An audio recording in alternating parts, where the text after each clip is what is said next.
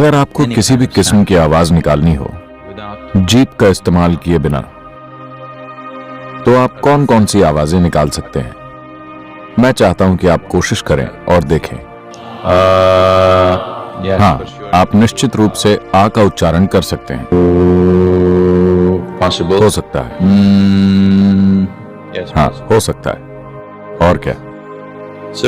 मान लीजिए आपके पास जीभ नहीं होती, तो आप कौन सी आवाजें निकाल सकते थे?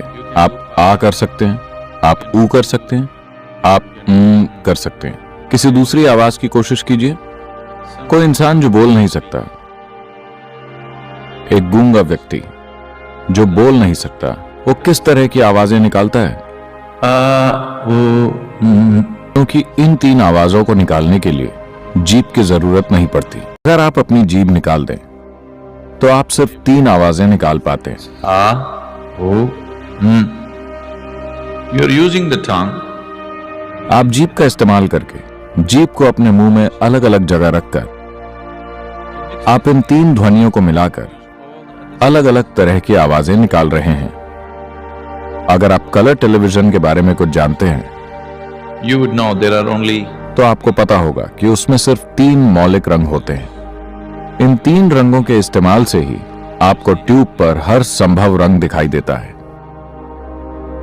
इसी तरह सिर्फ तीन बुनियादी ध्वनियां होती हैं।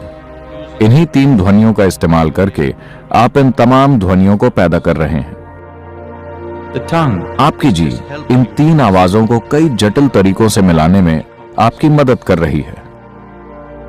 अब इन तीन ध्वनियों आ, ऊ और म को मौलिक ध्वनियां, ब्रह्मांडीय ध्वनियां या यूनिवर्सल साउंड्स कहा गया है, क्योंकि ये तीन ध्वनियां ही आपके द्वारा बोली जाने वाली बाकी सभी ध्वनियों का आधार हैं।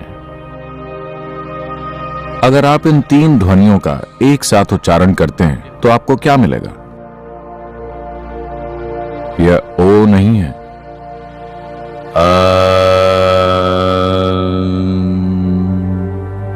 So these are तो ये तीन ध्वनियां ही बुनियादी हैं which जो आपके द्वारा निकाली जाने वाली दूसरी हर आवाज का आधार है।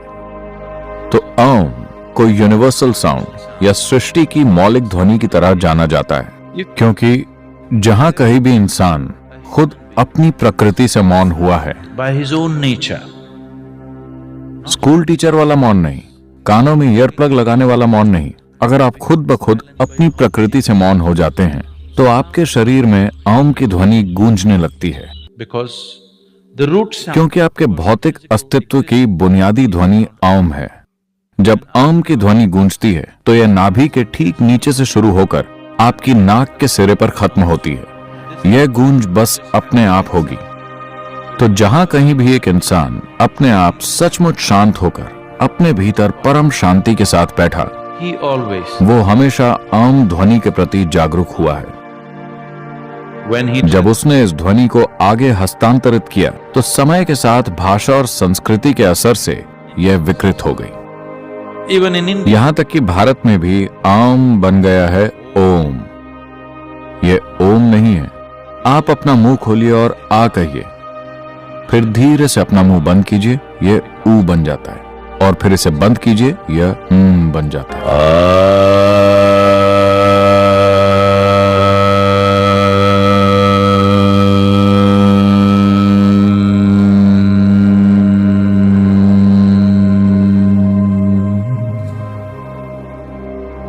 आम ध्वनि में अनगिनत फायदे छिपे हुए हैं। आज भी अगर हमारे पास कोई मानसिक तौर पर परेशान इंसान आता है तो उसे सबसे पहले आम का जाप करने को कहा जाता है। पहले आप कुछ हफ्तों तक इसे करते हैं, आप शांत और स्थिर हो जाते हैं, फिर हम दूसरे पहलुओं पर जाते हैं। मैं आपको ऐसे सैकड़ों लोग दिखा सकता हूं for whom जिनके लिए मेडिकल विज्ञान के आधार पर यह माना जाता था कि उन्हें जिंदगी भर मनोरोग से जुड़ी दवाएं खानी पड़ेंगी, लेकिन वो लोग दवाओं से पूरी तरह से छुटकारा पा सके सिर्फ आम का जाप करके।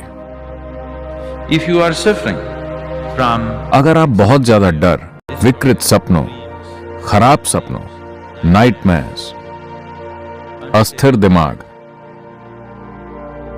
और अस्थिर शरीर से परेशान हैं, अगर आपके शरीर की सामान्य प्रकृति कमजोर है और आप अक्सर बीमार पड़ते रहते हैं, particularly children if खासकर बच्चे, अगर उनमें अटेंशन डिसऑर्डर्स हैं, तो रोजाना कुछ मिनटों के लिए आम का जाप करने से आपको जबरदस्त फर्क महसूस होगा। if you have problems, अगर आपको ऐसी समस्याएं हैं कि आप जीवन में कोई भी काम एक संकल्प के साथ नहीं कर पाते हैं, तो रोज कुछ देर के लिए आम का जाप करना आपके लिए सचमुच रूपांतरण लाने वाला होगा। within 2 हफ्तों में ही आप अपने काम करने के तरीके में जबरदस्त फर्क महसूस कर सकते हैं, because this is the क्योंकि यह आपके भौतिक अस्तित्व की बुनियादी ध्वनि है।